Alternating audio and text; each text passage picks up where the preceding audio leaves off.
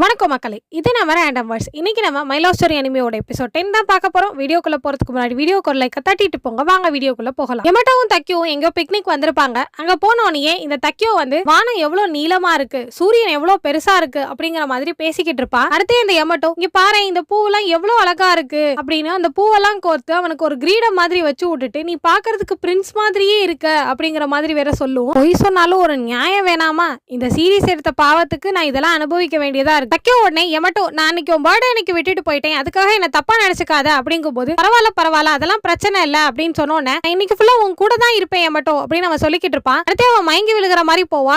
Back வெயிட்டா இருக்கா, என் கையில கொடு அப்படிங்கும் போது அவன் கையில வாங்கணும் அது பவுச் மாதிரி தெரியும். என்ன இருக்குன்னு தான் கேட்பா. அவ பாட்டுக்கு ஒரு லிஸ்ட் அடிக்கிட்டே போவா. டோரா மாதிரி போல அவ தான் பேக்குக்குள்ள வீடே எடுத்து வச்சுட்டு வருவா. அவள மாதிரியே இவளும் கொண்டு வந்திருக்கா. நான் நிறைய ரெடி பண்ணிருக்கேன் தக்கியோ, நீ எல்லாத்தையும் சாப்பிட்டுருவல அப்படிங்கும் போது அவன் ஊ அப்படின்னு சொல்லுவான். அடுத்து அவங்க ரெண்டு பேரும் நடந்து போய்கிட்டே இருப்பாங்க. இன்னும் 2 கிலோமீட்டர் தான் இருக்கு அப்படிங்கிற மாதிரி. திரும்பி பார்க்கும்போது அவ கடைசி படிக்கட்டுல தான் நடந்து வந்துகிட்டு இருப்பா. பக்கத்துல வந்தோன்னா நான் உன்னை நடக்க வச்சிட்டேனா அப்படிங்கும் போது, அதெல்லாம் ஒண்ணும் இல்ல, நான் ஸ்ட்ராங்கர் தான் அப்படிங்கிற மாதிரி பேசுவா. தப்பு பண்ணிட்டோமோ, இதை சுனா கிட்ட கேட்டிருக்கணுமோ அப்படின்னு யோசிப்பா. ஏன்னா இவன் சொந்த புத்தினால இதை யோசிச்சு கூட்டிட்டு வந்திருக்கான். அதனாலதான் இந்த மாதிரி ஹைக்கிங் எல்லாம் கூட்டிட்டு வந்திருக்கான். அவன் யமட்டோ மேல வந்ததுக்கு அப்புறம் பாட்டு பாடிக்கிட்டே நடக்குமா. உடனே தக்கியோ திரும்பி பார்க்கும். அவன் ஒரு மாதிரி அவளை பாத்துக்கிட்டே இருந்தோன்னு, தக்கியோ சாரி நான் சந்தோஷத்துல பாட்டு பாட ஆரம்பிச்சிட்டேன், எனக்கு வெக்கமா வருது அப்படின்னு அந்த பக்கம் ஓடிடும். அடுத்து அவங்க மலையோட ஒரு எண்டுக்கு வருவாங்க. அது பாக்குறதுக்கு மேடின் அபீஸ் அனிம்ல வர ஒரு மலை மாதிரியே இருக்கும். பயமாவும் இருக்கும் அந்த இடம். மேல போனோடனே யமட்டோ இந்த இடம் சூப்பரா இருக்குல்ல, இங்க உட்காந்து பென்டோ சாப்பிட்டா சூப்பரா இருக்கும் அப்படிங்கிற மாதிரி பேசிக்கிட்டு இருக்கும். 2 பேரும் உட்கார்ந்து இருக்கும் போது மேல ஒரு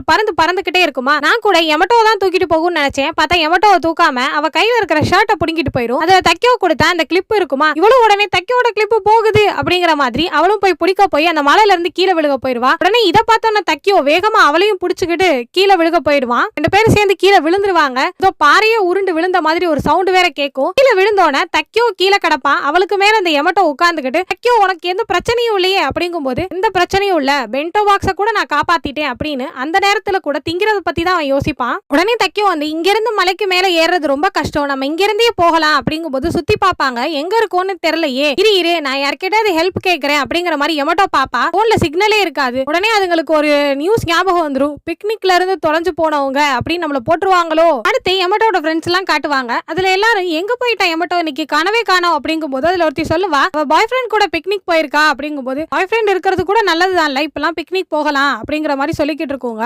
சுனாவை கூட நம்ம ட்ரை பண்ணலாம், பார்த்தா அவன் நம்ம கூட பேசவே மாட்டான், ஆனாலும் அவளோட பாய் ஃப்ரெண்டும் நல்லா தானே இருக்கான், ஹார்ட் இல்லதான் ஆனாலும் மேன்லி தானே அப்படிங்கும் போது எல்லாரும் ஆமா மேன்லி தான் அப்படிங்கிற மாதிரி ஒரு மாதிரி டேஸ்லயே பேசுங்க. இதுங்கெல்லாம் ஃபர்ஸ்ட் அவனை மலக்குறங்குன்னு தானே சொல்லிச்சுங்க. இப்ப என்னன்னா ஒரு மாதிரி அவனை ஹார்ட் மேன்லின்னு இருக்குங்க. யமட்டோ கிட்ட இருந்து பிரிச்சுருங்களோ, என்ன டிசைனோ இதுங்க. அடுத்து தக்கியோ வீட்டை காட்டுவாங்க. தக்கியோ அப்பா நியூஸ் பேப்பர் படிச்சிட்டு இருப்பாரு. அவங்க அம்மா கிளீன் பண்ணிக்கிட்டு இருப்பாங்களா. உடனே அவங்க அப்பா நீ இப்ப பரவாயில்ல தானே அப்படின்னு தக்கியோ கேட்கிற அதே கேள்வி இவரும் கேட்பாரு. உடனே அவங்களும் நான் நல்லா தானே இருக்கேன் அப்படின்னு சொல்லுவாங்க. உடனே அவர் பாக்குறதுக்கு அப்படியே தக்கியோ மாதிரியே இருக்காரு. என்ன வாய் கொஞ்சம் சிறுசா இருக்கு. அவங்க அப்பா தக்கியோ எங்க அப்படின்னு கேட்பாரு. அவன் இங்கதான் எங்கேயாவது சுனா கூட இருப்பான் அப்படின்னு சொல்லுவாங்க. அடுத்தே சுனாவை காட்டுவாங்க. சுனா மேல உட்காந்து ஒரு புக்கு படிச்சுக்கிட்டு இருப்பான். அடுத்தே கீழே உட்காந்து ஒரு புக்கு படிச்சுக்கிட்டு இருப்பான். அதே தான் பண்ணிக்கிட்டு இருப்பான். தக்கியோ இந்த பக்கம் யாருமே போன மாதிரியே தெரியல, என்ன பண்றதுன்னு தெரியல, வா நம்ம பாப்போம் ஏதாவது ஒரு வழிய அப்படிங்கும் போது, யமட்டோ இதெல்லாம் என்னோட தப்பு தான் அப்படிங்கிற மாதிரி சொல்லிக்கிட்டு இருக்கும். உன் தப்பு தான் பக்கி, எப்பயுமே உன் தப்பு தான். உடனே அவன்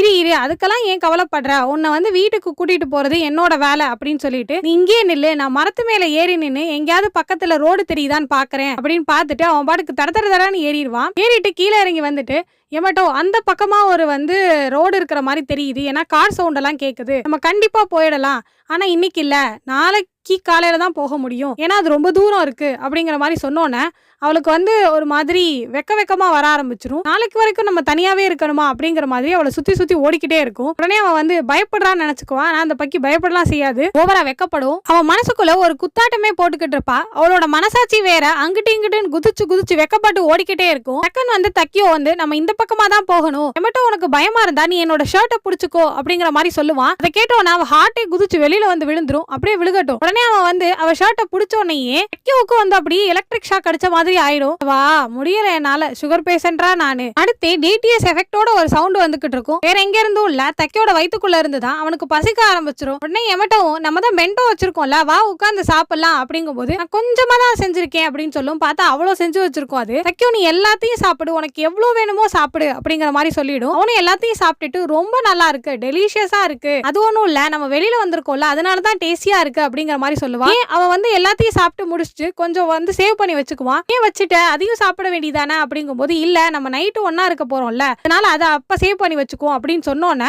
உடனே நைட்டுனோடனே அப்படியே வந்து ஒரு கனவுலயே சுத்தும். தக்கியோ உடனே அவ ரொம்ப கவலைப்படுறா போல இருக்கு, எப்படியாவது நம்ம அவளை பத்திரமா வீட்டுக்கு கூட்டி போயிடணும் அப்படின்னு அவன் நினைப்பான். அவன் எங்கடா கவலையா இருக்கா. அடுத்தே வந்து இங்க வந்து ரொம்ப நைட் ஆயிடுச்சு, இதுக்கு மேல நம்மளுக்கு ஒண்ணுமே கண்ணு தெரியல, நம்ம இங்கேயே தான் கேம்ப் போடணும் அப்படிங்கிற மாதிரி அவன் சொன்னோனே அது உடனே குத்தாட்டம் போட ஆரம்பிச்சிரும். அடுத்து பக்கத்துல இருக்கிற இதெல்லாம் சேர்த்து அந்த குப்பையெல்லாம் ஒன்னா சேர்த்து அது மேல பெட்ஷீட்டை விரிச்சு அங்க வந்து நீ படு, நான் பக்கத்திலேயே இருக்கேன் அப்படின்னு சொன்னோன்னே அது அப்படியே குதிக்கவே ஆரம்பிச்சிடும். அவன் உடனே பக்கத்துல வந்துட்டு அவ தலையதான் இப்படி தொடுவான். உடனே டக்குன்னு அவன் வந்து ஷாக் அடிச்ச மாதிரி ஆயிடும். உடனே ஒன்னும் இல்ல கொசுதான் அப்படின்னு அவன் சொல்லுவான். அதான பார்த்தேன் தக்கியோக்காவது ரொமான்ஸ் வர்றதாவது, இப்பயாவது போன்ல சிக்னல் இருக்கான் பாரு அப்படின்னு தக்கியோ சொல்லும் போது பாப்பா சிக்னலே இருக்காது. அடுத்தே வந்து எமட்டோட ஃப்ரெண்ட்ஸுக்கெல்லாம் ஒரு போன் வரும். யாருன்னா எமட்டோட அம்மா தான் கால் பண்ணிருப்பாங்க. எமட்டோ அங்க வந்திருக்காளா, இன்னும் வீட்டுக்கே வரல அப்படிங்கும் போது அதுங்களும் சமாளிக்குங்க. ஆமாமா இங்கதான் எங்க கூட இருக்கா, ஒன்னும் பிரச்சனை இல்ல, அவ குளிச்சுக்கிட்டு இருக்கா, வந்தோட போன் பண்ண சொல்றேன் அப்படிங்கிற மாதிரி சமாளிக்க ஆரம்பிச்சிருவாங்க. அடுத்தே வந்து ஓவர் நைட் அங்கேயே அவன் கூடயே தங்கிட்டாளா, என்னமோ சம்திங் ஃபிஷி, ஐயோ என்ன நடக்குதுன்னே தெரியலையே, எங்களுக்கு ஒரே மர்மமா இருக்கே அப்படிங்கிற மாதிரி அதுங்களுக்கு ஒரே சந்தோஷமா இருக்கும். சுனா நம்பர் இருந்தா அவன்கிட்ட கேட்கலாம், நம்பர் வேற இல்ல என்ன பண்றதுன்னு சொல்லிட்டு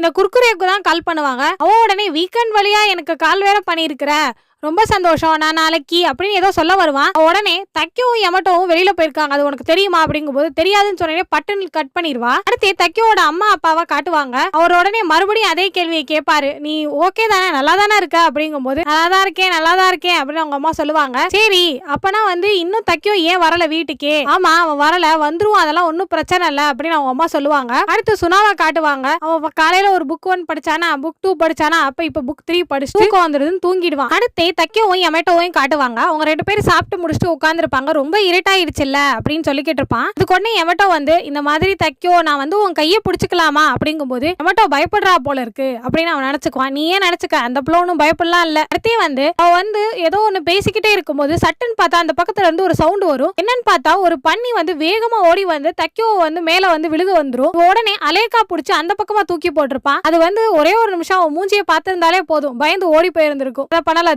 அந்த பண்ணி இப்ப எத்தனை மைலுக்கு அப்பால கிடக்கும். அடுத்தே வந்து எமட்டோ நீ ஒன்னும் பயப்படாத, கரடியே வந்தாலும் நான் அதை நான் உன்னை அதுகிட்ட இருந்து காப்பாத்துறேன் அப்படின்னு சொல்லிட்டு அவளை கட்டி பிடிச்சுக்குவான். அடுத்து எங்க பாரு நிலா கூட வந்துருச்சு, இனிமேல் உனக்கு பயமே தேவையில்லை அப்படின்னு சொல்லிட்டு நீ அங்க போய் படுத்துக்கோ, நான் அதுக்கு உன் பக்கத்திலேயே படுத்துக்கிறேன் அப்படின்னு சொல்லிட்டு படுத்துக்குவான். உடனே இந்த எமட்டோ வந்து சந்தோஷத்துல துள்ளி குதிச்சுக்கிட்டு இருக்கும். அடுத்து எமட்டோ அங்க பாரு ஸ்டார்ஸ் எல்லாம் எவ்வளவு அழகா இருக்கு அப்படிங்கிற மாதிரி நீங்க எப்பயும் பாடுற அதே புராணத்தை இங்கேயும் பாடிக்கிட்டு இருக்கோங்க. உடனே ஆமா ஆமா தைக்கோ சூப்பரா இருக்கு அப்படின்னு அவ சொல்லிக்கிட்டு இருப்பா. அடுத்தே வந்து நீ ஓகே தானே, நல்லா தானே இருக்கு அப்படிங்கும் போது எனக்கு என்ன, நான் ரொம்ப நல்லா இருக்கேன் அப்படின்னு சொல்லிட்டு அது படுத்திருக்கும். இப்பன்னு இல்ல காலம் முழுக்க கூட நான் இங்கேயே உன் கூட இருப்பேன் அப்படிங்கிற மாதிரி அதை பேசிக்கிட்டு இருக்கும். வா முடியல. அடுத்தே வந்து அவ கனவுல ஒண்ணு வரும். என்னன்னா தக்கியோவும் அவனும் வந்து ஒரு மாதிரி பழைய காலத்துல இருக்கிற மாதிரி அவன் கூடவே அவ வந்து ஏதோ மீன்லாம் புடிச்சிட்டு வர்றது, சமைச்சு தரது, அந்த மாதிரிலாம் இருக்கும். அதை பார்த்தோன்னா அவளுக்கு ஒரே வெக்கமா போயிடும். அடுத்து தக்கியோ திரும்பி பாப்பா. அவன் பார்த்தா நல்லா கொரட்டை விட்டு தூங்கிக்கிட்டு இருக்குமா. சாரி தக்கியோ, என்னாலதான் நீ வந்து இவ்வளவு கஷ்டப்படுற அப்படின்னு சொல்லிட்டு அவனை பார்த்துட்டே போய் அவனுக்கு ஒரு கிஸ் கொடுத்துடும். பாரா அத பச்சை நொல்லன்னு சொல்லிக்கிட்டு இருக்கா, அந்த பிள்ளை என்ன வேலைலாம் பண்ணிக்கிட்டு இருக்கு, ஐ லவ் யூ தக்கியோ அப்படிங்கிற மாதிரி அதை சொல்லிட்டு அங்கிட்டு போய் படுத்து தூங்கிடும். அடுத்த நாள் காலையில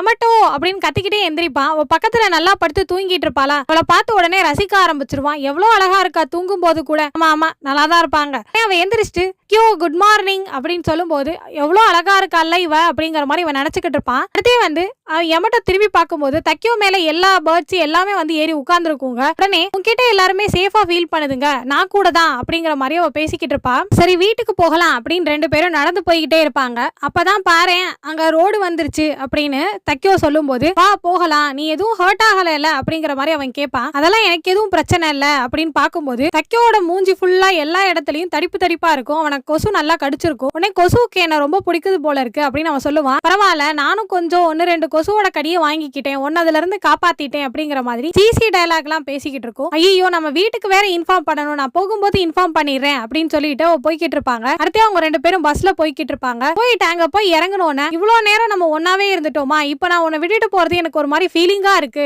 அப்படிங்கிற மாதிரி அவ சொல்லிக்கிட்டு இருப்பா. எனக்கும் தான் அப்படின்னு சொல்லிட்டு பாய் சொல்லிட்டு 2 பேரும் போயிடுங்க. அவ ஃப்ரெண்ட்ஸ்லாம் எப்படா எமட்ட வருவா, அவகிட்ட விஷயத்த கேட்கலாம், எல்லாம் அப்படியே உட்காந்தே தூங்கி இருக்குங்க. அப்ப இந்த குர்குரே தான் கால் பண்ணி நேத்து நீ சொன்ன விஷயத்த பத்திங்கும் போதே எமட்டோ உள்ள வந்துருவா. உடனே எல்லாரும் குதிச்சு ஓடி போய் எமட்டோ எப்படி இருந்துச்சு அப்படிங்கும் போது சூப்பரா இருந்துச்சு அப்படிங்கிற மாதிரி அவ சொல்லுவா. உடனே என்ன நடந்துச்சுன்னு சொல்லு அப்படிங்கும் போது உடனே நல்லாதான் இருந்துச்சு, என்னோட ஃபர்ஸ்ட் டைமும் கூட அப்படிங்கும் போது எல்லாம் கத்த ஆரம்பிச்சிருவாங்க. தக்கியோ உடனே என்ன ரொம்ப சேஃபா பாத்துக்கிட்டான் அப்படிங்கும் போது உடனே இன்னும் சொல்லு அப்படின்னு அதுங்க எல்லாம் கேட்டுக்கிட்டு இருக்குங்களா. உடனே இவ வந்து தண்ணி ஒண்ணு ஓடி வந்துச்சு, அதுல இருந்து கூட என்ன காப்பாத்தனா அப்படின்னு சொன்னோன்னே எல்லாத்துக்கும் புஷ்ஷுன்னு ஆயிரும் மூஞ்சி. அதுங்க எதையோ நினைச்சு கேட்க இவ எதையோ சொல்லிக்கிட்டு இருப்பா. அடுத்தே வந்து தக்கியோ வந்து அவங்க வீட்டுக்கு வந்தோடனே அவங்க அம்மா கிட்ட, அம்மா நல்லா இருக்கீங்க தானே, என்ன பத்தி எதுவும் கவலைப்பட்டீங்களா அப்படிங்கும் போது அவங்க அம்மா அதெல்லாம் எதுவும் இல்லையே அப்படிங்கிற மாதிரி சொல்லிடும். உடனே அப்பன்னு பார்த்து இந்த எமட்டோ வந்து மெசேஜ் அனுப்பியிருக்கும். தக்கியோ நான் உன் கூட இருந்தது ஃபன்னா இருந்துச்சு, எனக்கு ரொம்ப பிடிச்சிருந்துச்சு அப்படிங்கிற மாதிரி நிறைய எமோட்டிகான்ஸ் எல்லாம் போட்டு மெசேஜ் அனுப்பிச்சிருக்குமா. இவனுக்கு வந்து ஒரு மாதிரி சூப்பரா இருக்கும். ஆனா வந்து அதை எப்படி எக்ஸ்பிரஸ் பண்றதுன்னு தெரியாம துணா தூக்கத்துல இருப்பான். அவனையும் எழுப்பி உட்கார்ந்து நான் இதை எப்படி எக்ஸ்பிரஸ் பண்றது, எனக்கு எப்படி எமோட்டிகான்ஸ் யூஸ் பண்றதுன்னு சொல்லு அப்படிங்கிற மாதிரி அவனை போட்டு உலுக்கி உட்கார வச்சிருவான். அதுக்கு சுனாவும் சரி நீ சொல்லு நானே அதை டைப் பண்றேன் அப்படிங்கும் போது பதாம் கபூம் கபாம் அப்படிங்கிற மாதிரி ஒரு ரியாக்ஷன் கொடுப்பான். இந்த கருமத்தெல்லாம் இதுல எக்ஸ்பிரஸ் பண்ண முடியாது, நீ அவளுக்கு ஐ லவ் யூ மெசேஜ் அனுப்பிடு அப்படின்னு சொன்னோன்னே அந்த ஐ லவ் யூ பார்த்துட்டு இந்த எமட்டோ படுத்து கிடக்கும். சபா ஒரு வழியா எபிசோட் முடிஞ்சிருச்சு மக்களே. அடுத்த எபிசோட்ல உங்களை சந்திக்கிறேன். அது வரைக்கும் சனோரா கைஸ், அரிகத்தோ கோசாய்மஸ்.